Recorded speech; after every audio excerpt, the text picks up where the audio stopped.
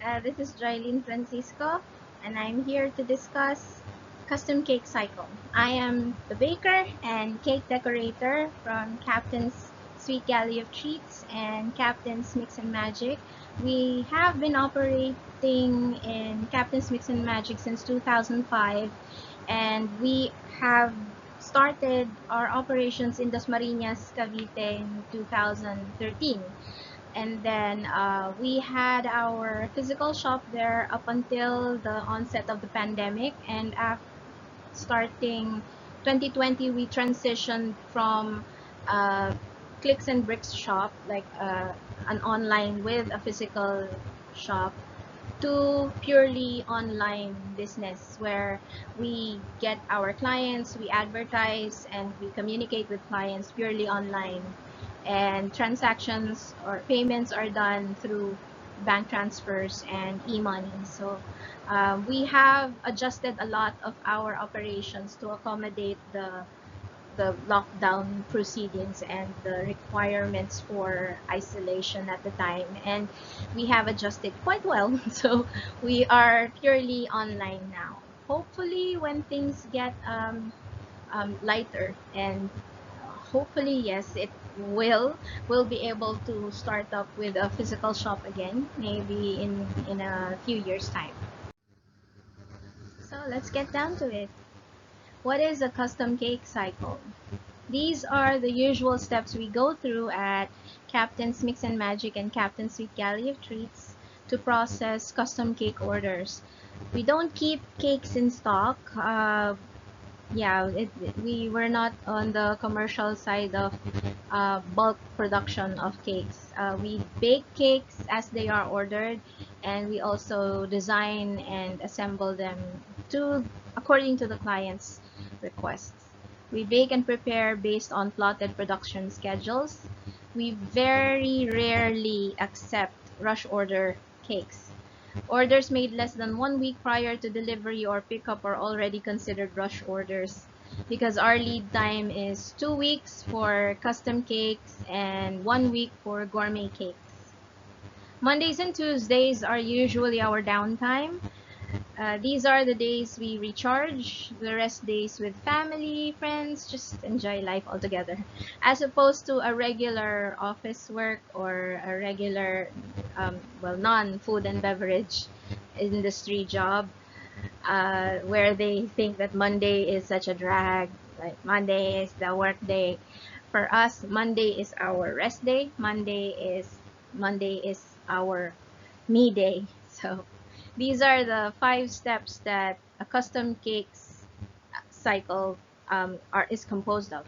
First is review, second is resolve, third is regroup, fourth is redirect, and fifth is regress. We'll discuss more of it in the following slides. So that's a regular thing that we do when we do review. We review the discussed designs here, the quotations, the schedule, the time, some of the details of the cake. We also have specific cakes that we've done before, and then the clients picked it out from our portfolio and they want a change in color, a change in type of flour, or a change in size. So those are the things we also take note of. So this happens usually 2 to 4 days before the cake is delivered or picked up. Pre-preparations are already done, such as ingredients are complete and they are ready for baking. Decorations are also on the final leg of production. For custom-made cakes, especially for fondant cakes, there are parts of it that you can pre-prepare like a week before, or 2 weeks before. There are even parts of the custom cake that you can pre-order like 3 months before. Those are the inedibles that you insert on top of the cake, and sometimes we have to schedule it also because it's either picked up or we pick it up. So the next is resolving. When we talk about resolving, we resolve the schedules, we resolve the orders. Basically, it's getting the ingredients ready, baking, having the cakes ready and the ingredients. And here is what we do when we frost it and then cover it with fondant. It's generally everything, the whole thing that's being done. That's baking, decorating, and assembling of the cake. It's resolving all of the cluttered schedule. Like you have a cake that's branched down to 2 to 3 weeks, and then come this point, the resolution of all the pre-preparations come together here. So we regroup after the resolution. We've done the baking, we've done the decorating.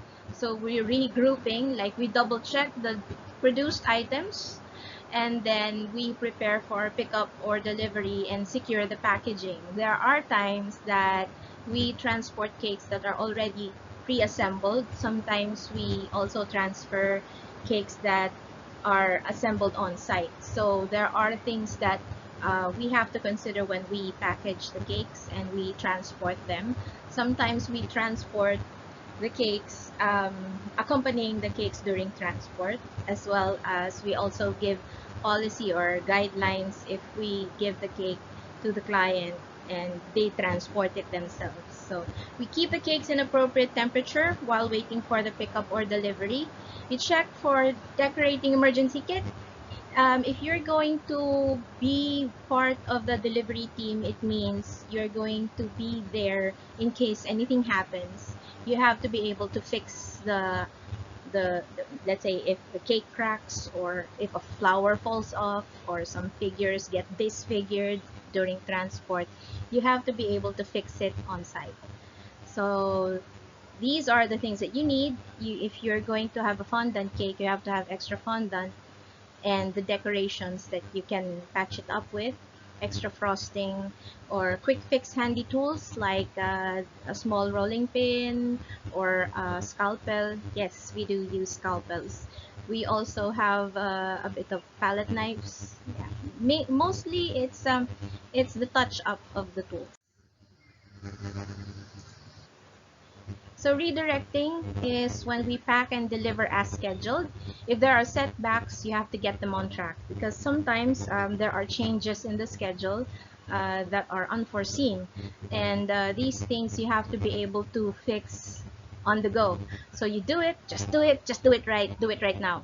So cake order forms are attached onto the cakes with receipt, the date, contact person, and number, address, time of setup. Everything has to be attached onto the cake, and the delivery team already knows where they're going.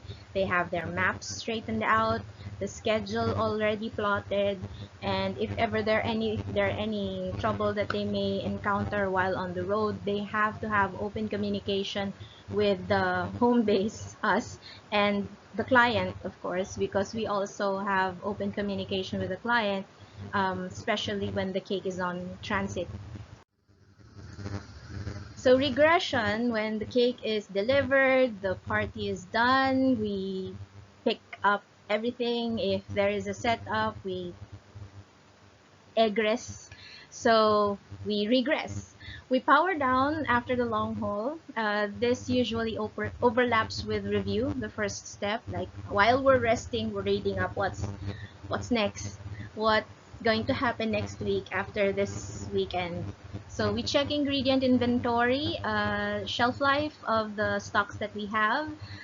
We also do in-stock checking. If we have items in stock, but we have to check the expiry date first. And if there are items that we need to purchase, we also evaluate the previous orders. What were the things that were done right, and there are also things that needs improvement, so we have to take note of those. And of course, if there are setbacks, we have to take measures. We have to correct the measures so that it won't happen again, and we can rest. So usually this happens Mondays, Tuesdays, and that's when those are the downtime. And then we can check the schedule, like for Wednesday, what's up? Are we going to bake? Are we going to pre-prepare? So caking through the years with Captain's Mix and Magic and Captain's Sweet Galley of Treats. we have realizations ever since we started 2005 in Parañaque. We started with Dasmariñas, the Sweet Galley, 2013. So ever since 2005, we have been using standard recipes. You have to keep learning. You have to be um, keen on what's going on, what's the trend, what do people like these days, what are the new ingredients that you can put in. There are a lot of innovations in terms of decoration, something like that. There are also new items that you could put on the cake. There is also new methods that you can prepare and finish a cake. So those things that you also have to consider, including styles in decorating. We have different media of decorating. There's the fondant, there's the buttercream, the soft icings, which are the boiled icing, and the crusting ice cream, crusting frosting, which is the royal icing. So you have the fondant, the buttercream, the soft icing, which is the boiled icing, the usual birthday cake icing, and the crusting icing, which is the royal icing. One that is gaining popularity right now is the whipped cream, the non-dairy whipped cream. Usually, these are the less uh, are less in sugar, but it's non-dairy, meaning it uses vegetable fat. We have been using one that's a Korean brand. Uh, it's it sets pretty well, but you use it as soft icing, wherein you do piped borders and those kinds of designs. But in terms of full-on theme, like there are figures, there are 3D figures on the cake. We are still comfortable using our in-house fondant, which is the Captain's fondant. We have developed Captain's fondant ever since 2005, and we haven't had um, any commercial fondant that we use predominantly in our designs. Like all of our fondant cakes are uh, made with Captain's fondant.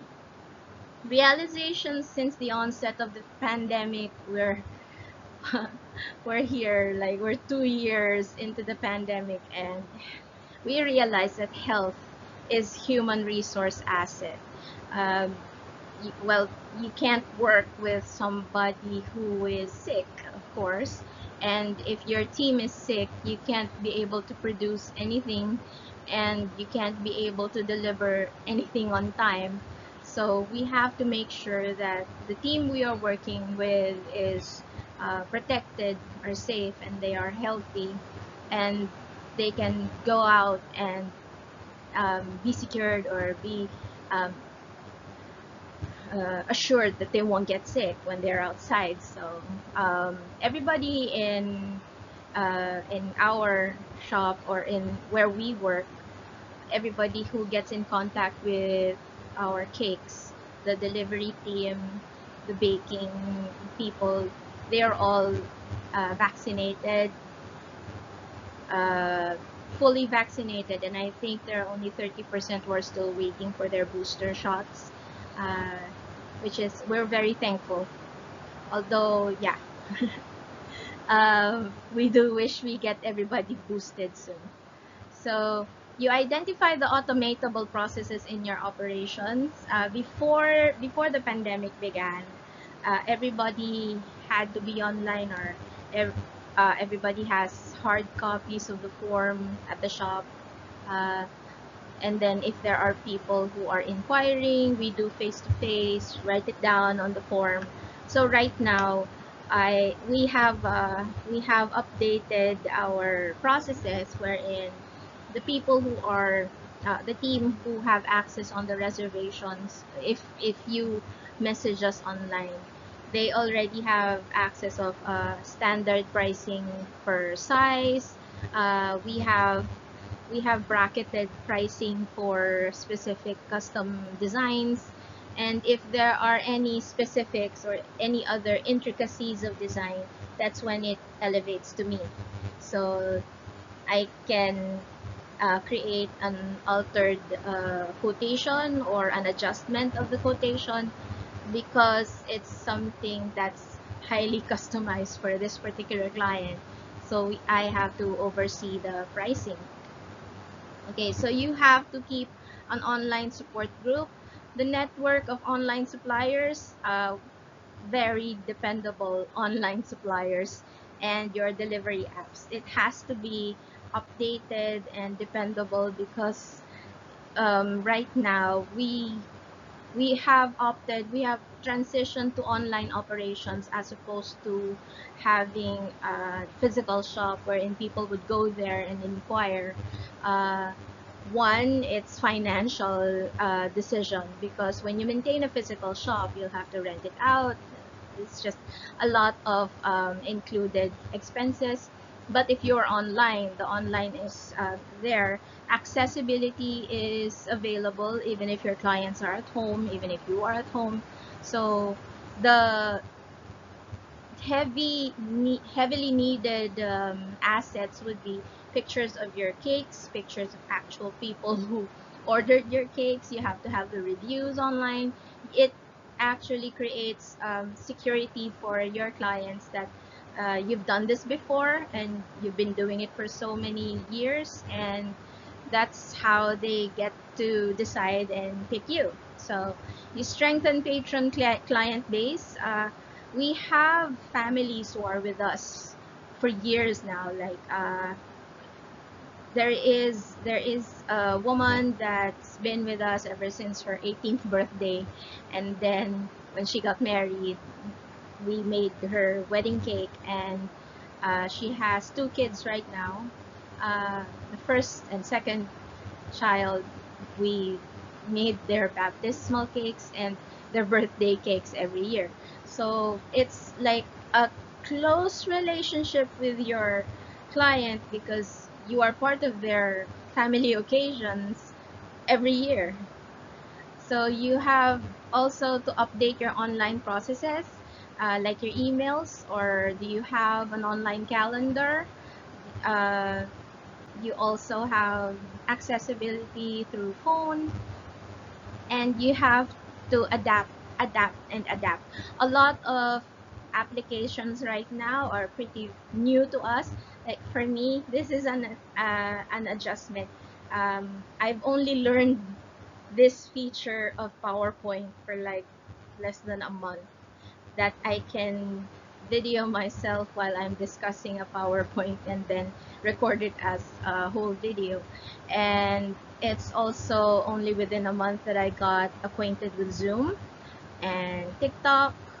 WhatsApp, I only activated my WhatsApp last week, and Viber, I am also new to Viber, like 6 months. So these are a lot of things that we are catching up with, and it's also a means for us to reach out and be reached by people who are curious about how we do things. So the disadvantage of custom caking, there are disadvantages and you need to know them. Um, there's higher difficulty in automating pricing for cakes. For one thing, it's customized. One cake is not the same as the next. So it's really hard to set a price because a simple design or a complex design, sometimes a simple design takes longer than a complex design, because when you do a simple design, it has to be clean, it has to be sharp, it has to be perfect, and it really takes a lot of mastery to do that. For a complex design, it has a lot of items attached to it. It actually has a lot of stuff. It's more forgiving in terms of design. Like you make lots of seaweed for under the sea, you make a lot of seashells for under the sea design, as opposed to, let's say, a wedding cake that's just all white flowers, white leaves, white ribbon.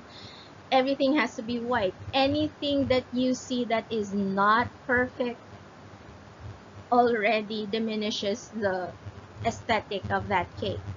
So the client can be too personal. Like I said earlier, we have a client that's been with us for years. Company policies sometimes are overlooked in favor of client requests. Like sometimes this lady would come to us, please, can you accept our rush order? I know this is rush, but I'm so sorry. I just found out about this and we have to do this, and you're the only one that I know that I could do this, or something like in those lines. And then for us, we have to check if our calendar can allow that. If it can allow that, then we will accept. That's why we have very rare instances that we accept rush orders. The client can feel a bit more entitled in freebies and some concessions that affect the costing of your cake.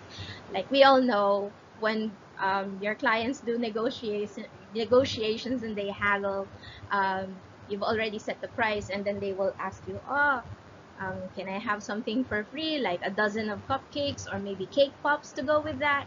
So these are things that are decided on the go, like when you wing it.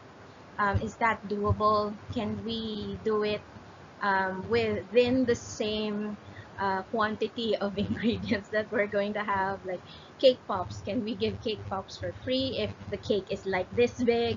So these are all considerations that we take whenever special requests are made. We do tend to be very accommodating. So it's very seldom that you can take on rush orders. It's a disadvantage because it affects your sales expectations. Let's say in a month, we plotted that we have to have, like, say 10 cakes produced in a month, and right now the plotted calendar only has like 7 cakes in that month. But we've already done the adjustments for the production of that, and come Thursday a client would contact us that they need a cake on Saturday, and that particular Saturday we already have like 2 cakes scheduled for that day. So sometimes we feel like, do we accept this? Do we not accept this? If we accept this, can we deliver it in the quality that she expects? So if there are a lot of considerations before you accept the rush order, but for us it's preferable that we don't accept rush order. Number one, we will be sacrificing our time. It means if we have a rush order, we'll be adding it to our production plan for that particular week. And if we add it to a production plan on the latter dates of the week, it requires us to go overtime. And if we go overtime, there is physical stress.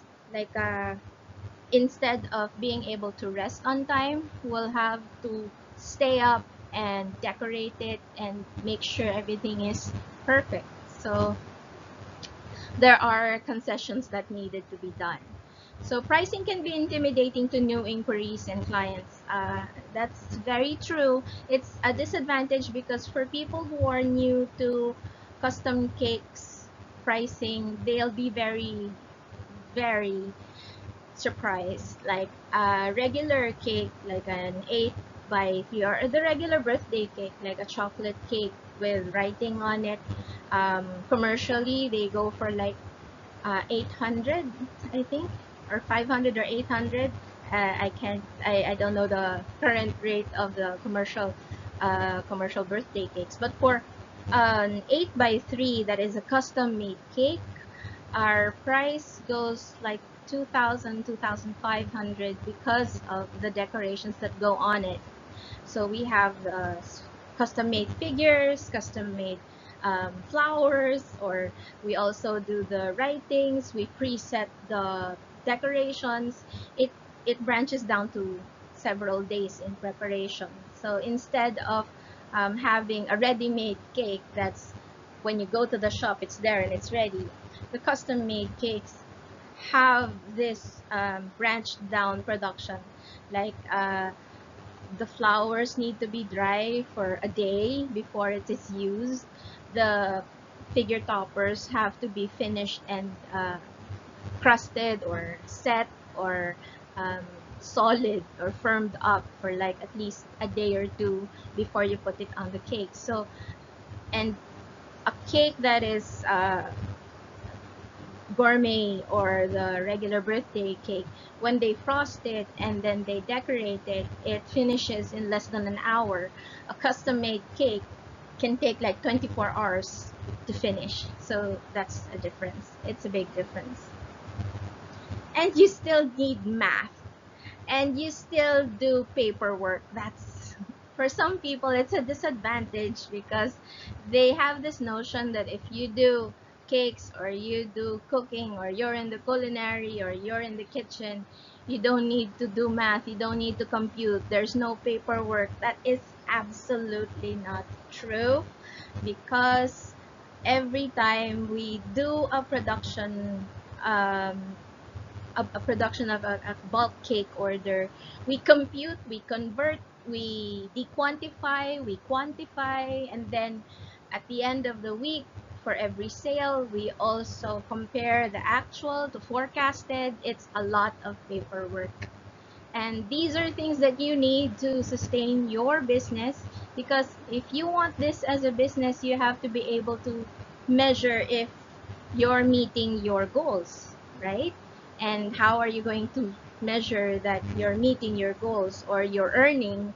Uh, you will be able to do that with computed data and interpreted data in forms. So if you are thinking about doing cakes or custom cakes because you don't like math or you don't want to compute, I'm sorry to say that there's a lot of it going on, but it's really fun. It's not a complex math, don't worry. There's no calculus here. It's just MDAS, multiplication, division, addition, and subtraction, and that's it. So these are the advantages of custom caking. So the designs are highly personalized. There's high chance that you would never see anyone else having the same cake as yours. Like even me, I'm the one, sometimes I finish uh, like a specific design. And then there's another client who would like to have that similar design. I still deviate a bit, some parts or some elements of the existing cake that I've done. I change it a bit so that the, the next one has her own design. And these are things that are also clear to the client when they um, do the initial quotation or initial meeting, that we don't recreate 100% cakes, whether it's from another or our own, because it's highly personalized. That's for you. So close client interaction, there is high rate of repeat. There's a high rate of repeat orders if you satisfy the expectations. People really have this specific requirements for custom caking, and if you satisfy these expectations, they will 100% go back and order from you. And it's really 100% they do go back and order from you if they like what you did, or they enjoyed their transaction with you. The time frame of operations is highly controllable. You identify your lead time as long as you impose this politely to client inquiries. I say this is an advantage because at least it's true that you have control of your time. You can decide up to what time is the lead time for your cakes. And if you have decided that 3 days is my lead time, you stick to it. That if somebody contacts you, this happens, if somebody contacts you the night before, like 11 p.m., oh, I need a cake and it's for tomorrow at 8 a.m. Well, some bakers accept it because, well, they can. It's their decision. But if you want to have your control of time, you have to put your foot down that I'm sorry, our lead time is 3 days before and we can't accept it. We're already booked. We have turned down many inquiry like that because it's if you have to maintain a specific quality with your design, with your work, with your art style, it's important that you maintain also the quality of rest that you have, the quality of love that you have for yourself. So you have to set your own boundaries in identifying the lead time. Pricing can be subjective. It is an advantage because once you establish your quality, clients do not question how you price your cakes. I heard one of my students say that his dream is to be like this very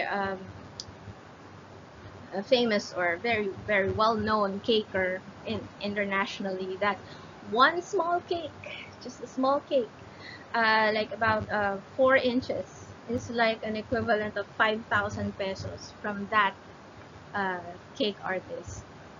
So he wants to be like that, and I think he's on his way to being like that because he's also building his reputation for artisan flowers.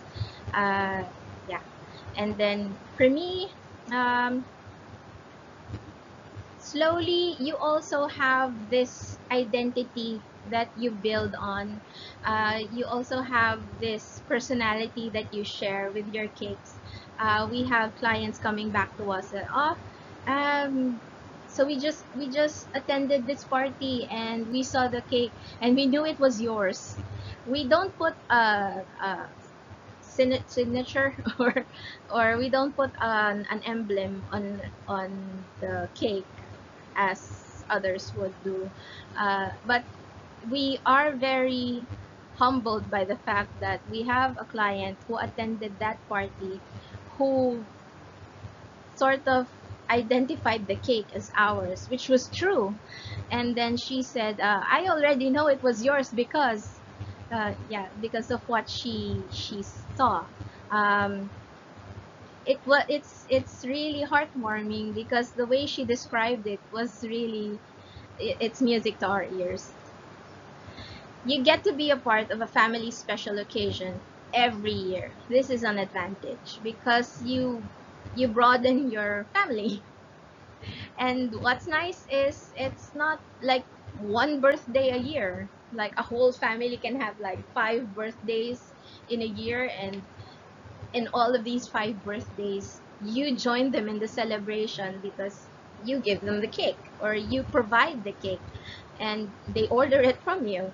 So um, I think it is better, and it's more efficient, cost efficient, that you maintain the existing client already than generating new ones, because the existing client, they are the ones who can be your partners in marketing. If they like your cake and they order your cake every time that they have this event or occasion in their family and they order your cake, all of the other families that attend their banquet or attend their party, they would be the ones to tell their friends and their friends' families about your product. And that's very enriching. But these are questions you need to ask yourself before you consider custom cake baker as a profession, or any profession heavily dependent on art or design. Yeah, that's me. These are the two cakes that we've done before. It's a very heavy cake that we had to finish on site. This one was our petite wedding cake, and I did the piping on site because if we traveled it without it hasn't set in the proper time frame, it'll crack and it'll fall apart. So I decided to pipe the design on site. Once it is already assembled and it's there on site, I did the piping, and then that's finished. So this one is the other one, the green one is the Filipiniana debut cake. The kalesa on top is purely edible. Yeah. We have kalesa in fondant, and then we preset it for like 3 days. So it's pretty stiff, and it stood for the whole party, and everybody thought it wasn't edible, but it was. So, are you willing to invest ample time to study and master a specific set of cake, filling, frosting, edible decorating recipes? There's like hundreds of books out there of hundreds of recipes. But are you willing to study all of them, to have all the time in the do you have all the time in the world to study or read and test it out? Uh, do you have time to master the use of these specific set of recipes for specific design techniques? Are you going to focus on buttercream? Are you going to focus on fondant? Do you want whipped cream? Do you want uh, there is there's also a technique in decorating right now, which is like pottery cake, like when you spin the cake and then it smoothens, and then that's that's the beginning of a really intricate design that uses whipped cream. Or do you like that? Or do you want the palette decorating, wherein the techniques in palette painting is applied onto cake? It's a very new thing. There is also a technique that's being developed by Filipina cake decorators. Uh, the the stained glass effect. Yeah. So that's spearheaded by Filipino bakers. Can you work out a way to fund this time of study, practice, and training?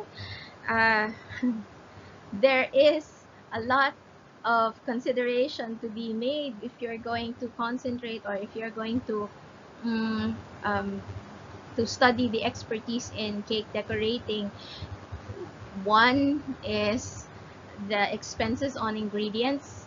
You also have to consider how many times you're going to buy, bake, recreate, fail, and then succeed in a specific design. I can't imagine how many sacks of flour, how many sacks of powdered sugar I have bought to be able to develop the fondant that we are using now, to be able to develop the cake base that we are using now.